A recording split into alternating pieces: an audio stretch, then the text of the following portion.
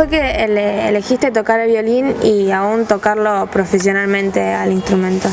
Bueno, yo comencé porque mi familia es toda música, ¿no? Mi papá es flautista, mi primo es flautista, el tío de mi papá es clarinetista, mi hermana es profesora de música y bueno, mi mamá era alumna de mi papá y todos en la familia conocemos lo que es la música y vivimos con música y de la música. Los enganchados para dormir, porque así le llamaba yo, era una sucesión de himnos, de canciones de cuna. Me salteaba una y yo pensaba que te falta tal, me decía, especialmente Leandro. Entonces tenía que volver a empezar, enganchar ese y bueno, y seguía así hasta que se dormían. Bueno, y siempre con músicas de fondo, siempre la música en casa. Antes la televisión no había tantos canales como ahora, se veía menos y se compartían más momentos musicales. Nosotros tenemos una estirpe de instrumentistas de vientos. Yo quería que estudiase la trompeta o el corno, pero recibí un clarinete chico y yo tengo un tío mío que a su vez yo fui músico por él y le dije, tío, mira, ¿qué hago con Leandro? Dice, ahí, mándamelo. Estudiaba, iba y tenía facilidad para tocar el clarinete. Cuando tenía 7 años de edad, mi papá compró 2 violines, uno chiquitito y uno mediano, y los trajo a casa y él pensaba tenerlos para algún nieto, porque yo ya estudiaba el clarinete a esa edad. Y bueno, cuando lo vi, dije, quiero estudiar eso, no sabía lo que era. Y cuando lo vio y percutió con la yema del dedo la cuerda estirada, y se ve que le afectó muchísimo, ¿no? Y dice, no, yo quiero tocar el violín, no quiero ir más del tío. Y mi papá, bueno, dice, no estudias más el clarinete, pero estudias el violín. Así que desde los 7 años que estudio el violín y me dedico a eso. Y como mi padre es flautista, yo no tenía conocimiento de otro trabajo cuando era chico. Entonces siempre supe que iba a ser violinista o músico como mi papá.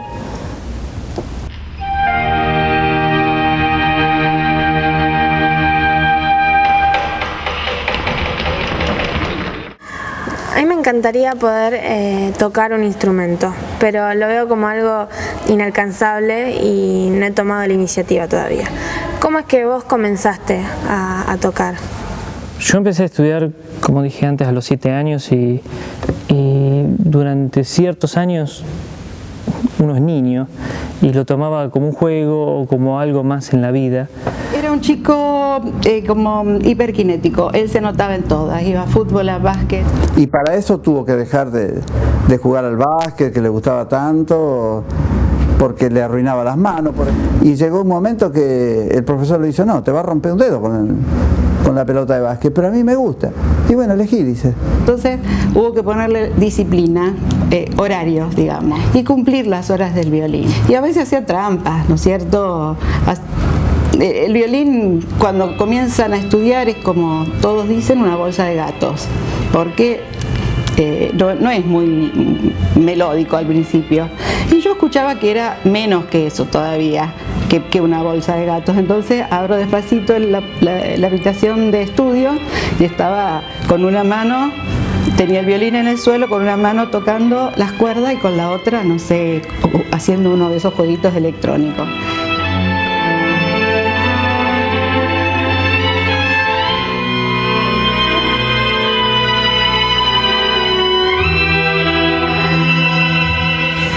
Vos empezaste a los 7 años a tocar. ¿Cuándo tomaste la decisión de tocar seriamente y que sea tu profesión?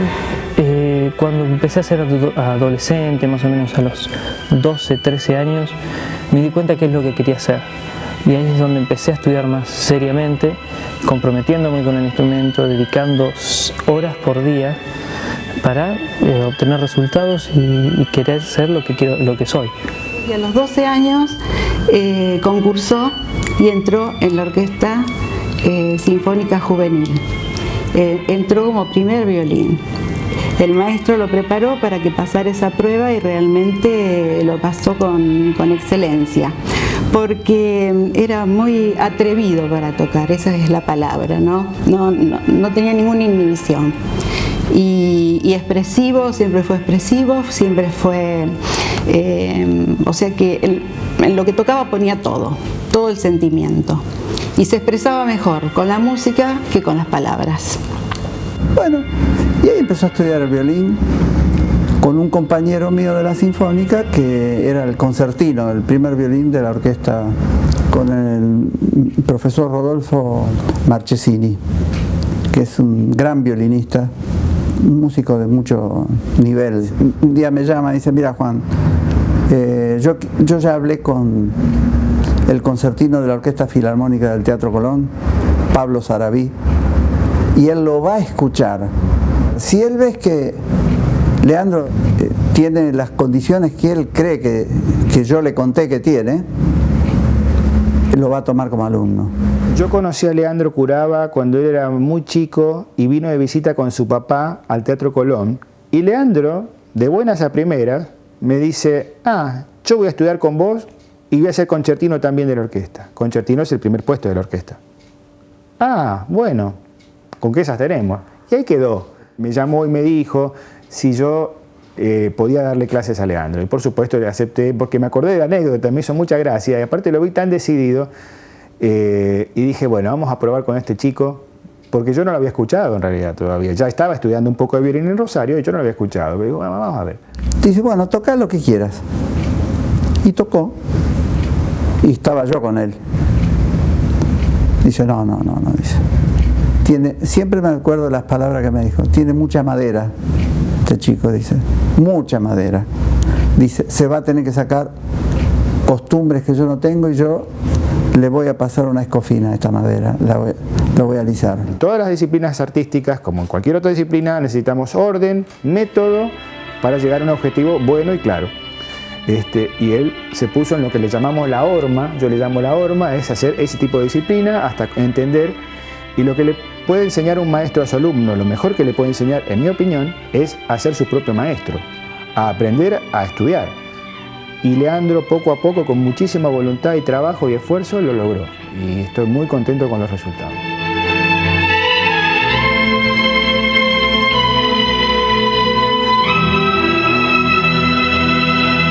Y después también, como familia, hemos tenido que hacer esfuerzos económicos.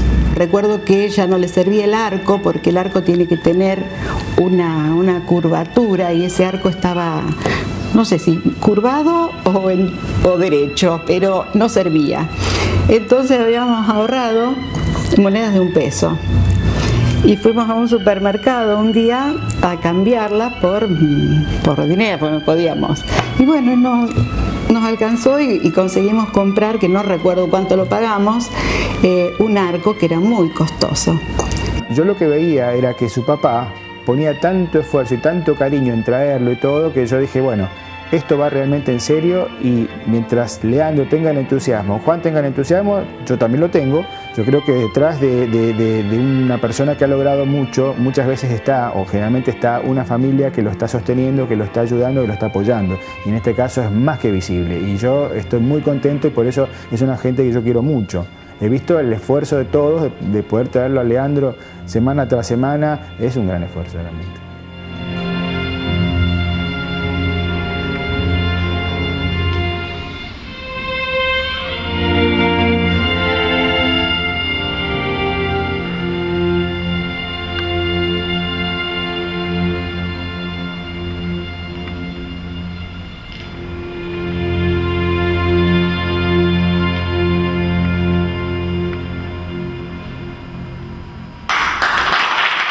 Parece que tu carrera requiere su tiempo y sus ganas.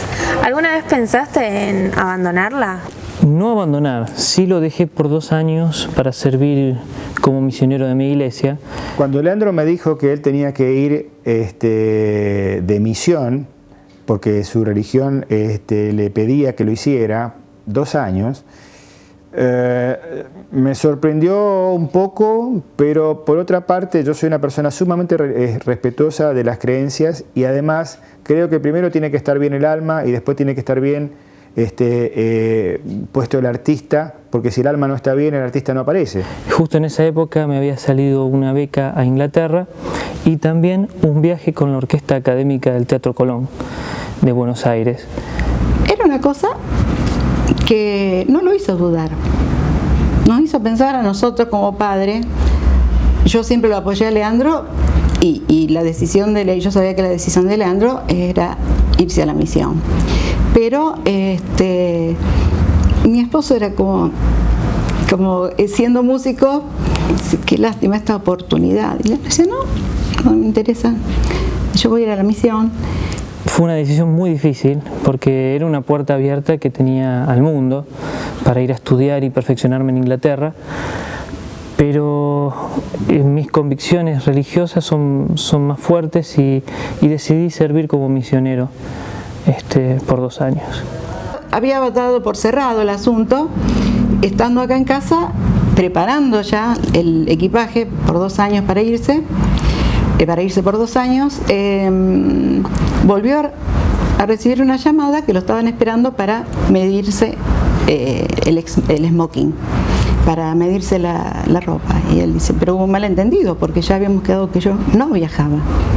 Yo creía como que le iba a ser nefasto dejar 2 años, inclusive yo soy músico y la madre es madre. Y nos discutíamos con mi señora, no puede ser, digo, 2 años, porque el violín es como cualquier instrumento, es práctica. Le dije, ¿vos estás seguro, estás convencido? Bueno, hacelo. ¿Y por qué le dije con convencimiento hacelo? Porque yo creo que todo lo que habíamos trabajado a lo largo de unos años con ese esfuerzo es, como dijo alguna vez un maestro mío que fue Alberto Lisi, cuando uno estudia bien desde chico y sostenidamente es como poner plata en un banco. Cuando llega un momento que uno no puede hacerlo por un tiempo, no importa. Eso que estuvo va a estar en algún momento. Cuando Leandro fue de vuelta a lo de su maestro, de Pablo Sarabí, él dice, tomate un tiempito para venir porque hace 2 años que no tocaba. Bueno, así fue. Bueno, y subí con él. Y Leandro, me acuerdo que le tocó un concierto de Mozart que él le había dado antes de irse. Y Pablo, cuando lo escuchó, dijo, estás como si no, estás intacto como la última vez que te escuché. Le dijo. Sí, sí. Y se quedó muy contento.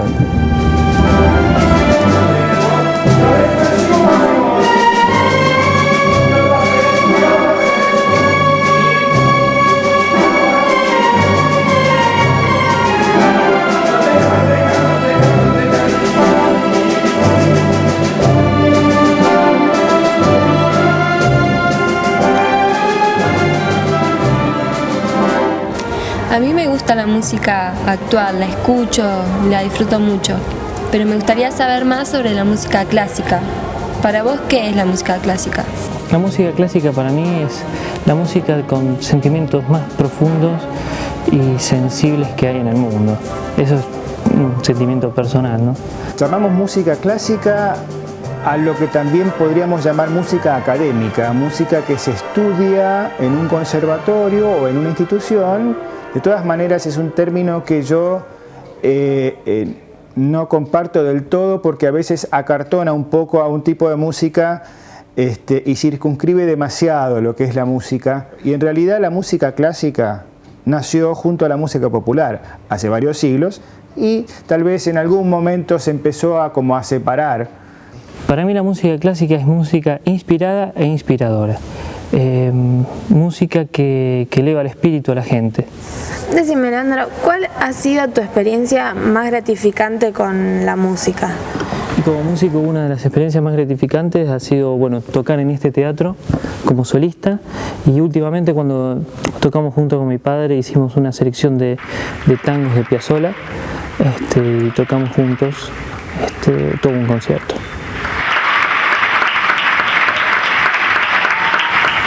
Para mí es maravilloso la música y me gustaría dedicarme, es muy lindo. ¿Se puede vivir de la música y poder sostener a una familia? Sí, se puede vivir de la música tranquilamente. Uno ya entra en un circuito de trabajos y de conciertos y uno gana un sueldo como cualquier otra persona. Sí, se puede vivir muy bien de la música, pero hay que destacarse, ganar el concurso. Acá todo es concurso. Leandro, ¿estás listo? Sí, ya estoy. A las 9. Ya me falta poco. Bueno, que salga todo bien. Éxitos. Gracias. Voy a estar en la platea, Listo. Nos vemos. Chao. Cuando lo conocí, cuando nos conocimos, me encantó su profesión, porque a mí me encanta la música. Y entonces vivir con un músico, si bien es una experiencia nueva, porque es un trabajo a veces un poquito diferente, ¿no? A mí me gustó, es tener música todo el tiempo en casa. Bueno, y vos que ya sos profesional, ¿cómo seguís progresando? Todo el tiempo uno tiene que progresar, o sea, por más que ya uno sea profesional, tiene que seguir progresando y buscando nuevos horizontes. Algunos deciden tocar música barroca, otros con clásica, otros con tango, otros con música contemporánea. Yo toda mi vida he tocado música clásica y ahora quiero empezar a transitar más que nada por el tango, una música que me interesa mucho. Leandro, lo que él más disfruta, lo que yo veo son los desafíos en la música. Él me dice que si él tiene que tocar siempre lo mismo o si siente que se está estancando, él busca un camino para buscar algo nuevo, empezar a tocar algo nuevo, conocer algo nuevo, aprender algo nuevo. Y yo creo que le gusta eso a él de la música, el desafío y no quedarse cómodo de estar siempre con lo mismo. El tango y la música clásica generalmente estaban separados, pero actualmente hay muchos arregladores y compositores de tango que adaptan el tango a formaciones como orquestas o solistas y orquestas, donde bueno, ahí es donde se hace una unión entre la música clásica y el tango, ¿no? Los músicos de música clásica se llegan al tango. Históricamente hablando, el tango es una música netamente ciudadana, o sea, surge en los alrededores de Buenos Aires. Yo creo recordar que el tango nació allá por fines del 800, principios del 900, en salones, o digamos en salones de la clase más bien baja, donde bailaban primero entre hombres. Y es interesante que tiene algunas raíces que comparte con el jazz norteamericano, ya que uno de los orígenes es precisamente los negros esclavos que fueron traídos por la fuerza del África, trayendo también todo su bagaje cultural. El tango tiene algo muy especial que le es propio y por eso también se lo reconoce inmediatamente. Tiene una vivencia desde adentro que es particular solamente a este género. Tiene que ver con la melancolía, tiene que ver con los sueños, tiene que ver también con vivencias amorosas, y por eso justamente creo que el tango es único. Y de hecho mucha de la terminología que hoy escuchamos, aún en el lunfardo, como la misma palabra tango, milonga, candombe, malambo, mandinga, son términos de raíz netamente africana. Aquí sufren una unión, se funden, para muchos el tango es un híbrido, porque se funden con el folclore que traía el gaucho hasta la orilla de la ciudad, porque al gaucho no le gustaba entrar a la ciudad. Se quedaba ahí, y ahí empezó a fusionarse esta música, y finalmente el gran aporte que recibe el tango es la inmigración europea, ¿no? que trae cosas como el tango andaluz o como la habanera cubana, y van haciendo toda una mezcla que termina surgiendo a fines del siglo XIX y principios del siglo XX en lo que hoy conocemos como tango.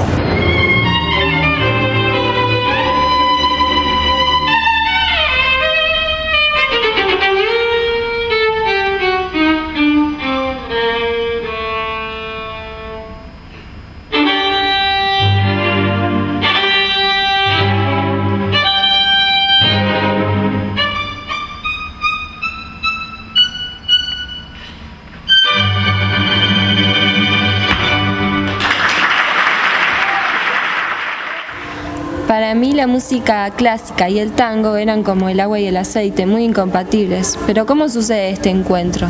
El encuentro de estos dos tipos de música, la clásica y el tango, se produce más que nada con compositores como Piazzolla, que han sido formados para escribir música clásica, pero que hicieron tango. Piazzolla fue el revolucionario del tango en estos últimos años. Y muchos dicen que Piazzolla escribió el tango de ahora hace 50 años atrás, ¿no? Pero toda con una base de música clásica estudiado en Europa. Esta fusión entre la música culta y el tango, los músicos clásicos abrevan mucho de las fuentes étnicas y buscan ese tipo de corrientes musicales para enriquecer la música clásica.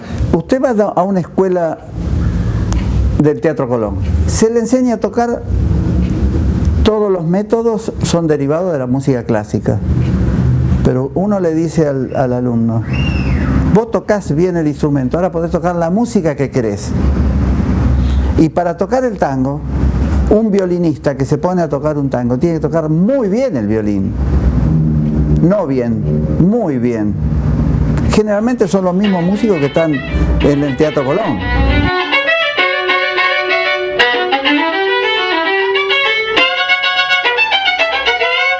Pero hoy en día el tango necesita de un ejecutante habilidoso, que tenga técnica desarrollada. Por lo tanto, muchos de los que tocan el tango tienen que pasar antes por el conservatorio para adquirir las técnicas de la música clásica, que son las más elaboradas. De ahí que se produce un acercamiento entre los músicos que antes tocaban solamente en la orquesta clásica o solamente en la orquesta de tango. En realidad, hoy por hoy, son los mismos músicos.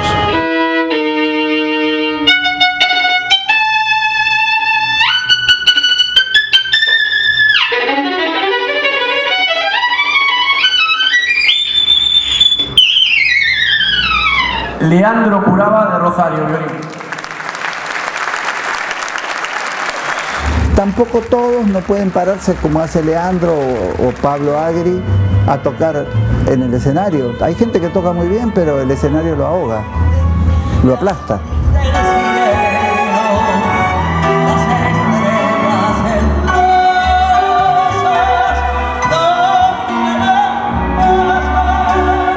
Y hay gente que no, que sube al escenario y le gusta mostrarse y le gusta que lo aplaudan. Pero la música es toda una.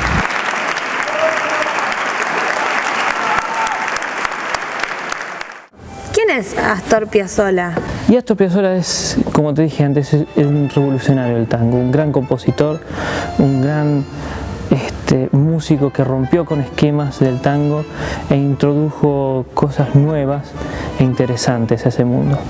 Creo que fue Santos Discépolo, un gran poeta del tango, que dijo que el tango lo definió como un sentimiento que se baila. Y básicamente el tango empezó como una música para bailar, después con Carlos Gardel se transformó en una música para cantar y finalmente con Astor Piazzolla en una música para escuchar. Y Piazzolla fue muy resistido también por eso, porque primero, Piazzolla tuvo problemas con sus propios congéneres, porque lo que él hacía era algo nuevo en el tango. Él aprende la armonización y la composición de las teorías clásicas y las trae al tango, lo cual le produce un serio conflicto con los tangueros tradicionales que no querían saber nada con Piazzolla. Piazzolla era para ellos el asesino del tango. Y sin embargo, gracias al aporte que hace Piazzolla al tango, llega a conocerse y llega a ejecutarse en las principales salas de concierto de todo el mundo. ¿Qué le dirías vos a los jóvenes que quieren comenzar a tocar un instrumento musical? Si un joven quiere estudiar un instrumento, que lo haga, que se decida y que disfrute de hacerlo, que no tenga miedo de tomar esta decisión, porque va a ser una forma de expresar sus sentimientos y también de agilizar la mente, porque uno tiene que empezar a coordinar mente y cuerpo para lograr algo, ¿no? Un sonido. Lo primero que se requiere de una persona que quiere empezar a estudiar un instrumento, yo diría que lo primero es amor por la música, entusiasmo, pero el entusiasmo que no sea de un día, que sea un entusiasmo duradero y real. Leandro es una persona muy comprometida en el trabajo, me doy cuenta. Tiene mucha autodisciplina y tiene un gran compromiso con lo que hace, porque le gusta mejorar. Para esto he vivido, diría yo, porque no lo formé para otra cosa. Y digamos como que no me sorprende, porque me sorprendería si no hubiese llegado. Como que uno ha construido una casa, ladrillo por ladrillo, y después le salió la casa. Ahora, si la casa se le viene abajo, sería la sorpresa. Y hasta ahora la casa está en pie. Y soy feliz de que él tiene esas inquietudes. Nunca se es el mejor del mundo. A mí no me importa que no sea el mejor violinista del país. Yo soy feliz de que es un gran violinista y que lo que toca tiene una dignidad y un amor que lo sabe transmitir. Yo veo él cuando toca se transforma y es feliz.